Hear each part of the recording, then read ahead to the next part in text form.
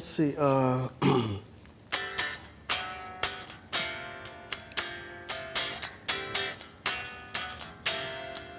When will there be Yes.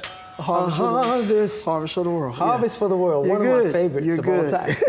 Let's go back in history a little bit.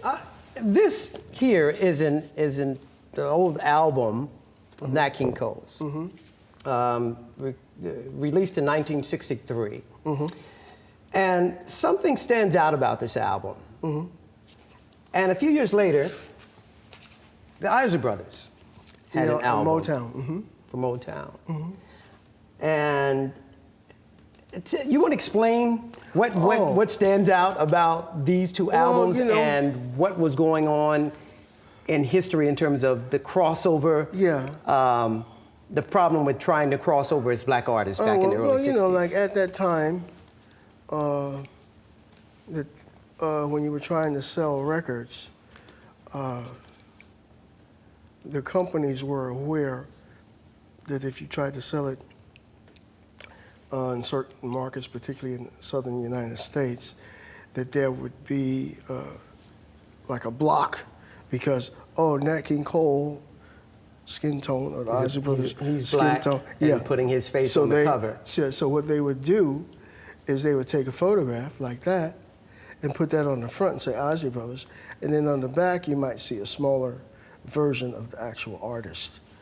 So your picture is on the back, but not on the front. Right. An Isley Brothers. Right, and so album. people would know the music as they do, but they don't necessarily know the artist. So when you say, you make me wanna kick my heels up and it's like, Isley Brothers. But if you saw that they were black, it might be, so maybe it won't go pop. Yeah, maybe it maybe won't. But that didn't stop it from being a hit. That didn't stop Twist and Shout from being a hit. That didn't stop There's a Heart of Mine from being a hit. And of course, as you came forward in the history of the country, where some of that stuff sort of backed off a bit, then you could actually have a picture of the Isley Brothers, like on It's Your Thing cover or the 3+3 cover.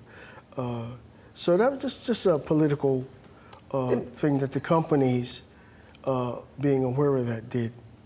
And you guys did this in the short time, before you actually became a full-fledged member of the group. 66. But they were only at Motown for a short time, right? Yes. And a lot of fans have wondered, and I saw social media, have wondered why over the years the Isley Brothers had never appeared on any of the Motown specials.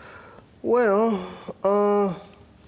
they did do This a Heart of Mine, and they, make a long story short. Like Motown 25 or something like that. At the time it was like, well, do you want to do that? And they were like, Because get on there and come on there and do This a Heart of Mine? Well, no. So, but see, the thing with that is that we still are represented well by that song. And of course, we're proud to be a part of the Motown legacy. And you also represented well at the Rock and Roll Hall of Fame when you were inducted in 1992.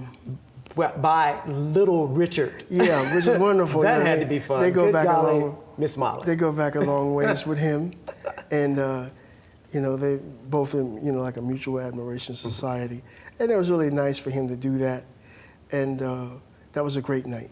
Yeah, and that was with Rudolph, O'Kelly, Marvin, and your cousin that would have been Chris Jasper, correct? For all the Isley Brothers, that would have been all the Isley Brothers. That would be Kelly, Rudolph, Ronald, Vernon, Ernie, Marvin, and Chris Jasper. When I say all of them. I do have to ask you before we go a little bit about Jimi Hendrix, and I know you get that a lot, because of how famous Jimmy became after playing with the Isley Brothers. When you guys met Jimmy, he didn't have a guitar and didn't have a place to stay. No. So who was it that said, this guy needs to come with us? Well, Kelly and Ronald, make a long story short, they found him in Greenwich Village in New York, and he had him play for them a bit. In less than 3 minutes, it's like, we got to hire this guy. So he got hired, but he didn't have a place to stay. So just to being practical, it's like all your worldly goods here. You come, we got a spare bedroom in my mother's house.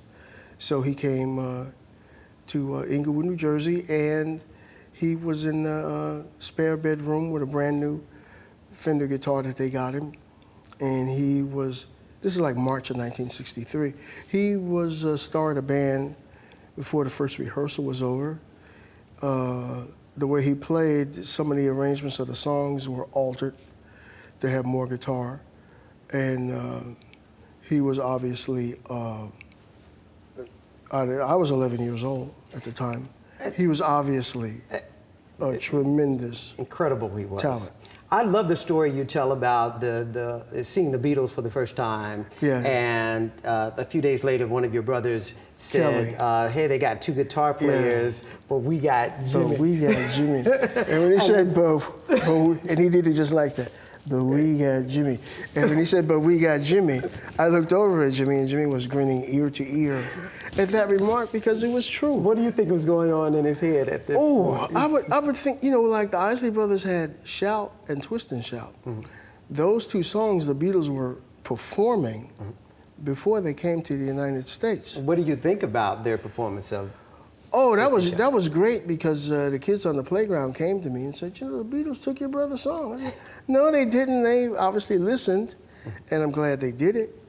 And ran into Paul McCartney a few years ago, and we embraced each other, and we're both yelling in each other's ear. And I said, you know, Paul, you, Ringo, George and John, you guys are wonderful. And he said, Ernie, if it were not for the Isley Brothers, the Beatles would still be in Liverpool.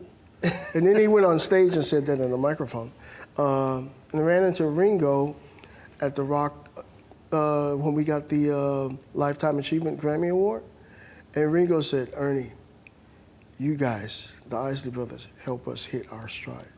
So very gracious of both of them. Before we go, we got to talk quickly about your concert at Lindenwood College this coming Saturday. Yeah.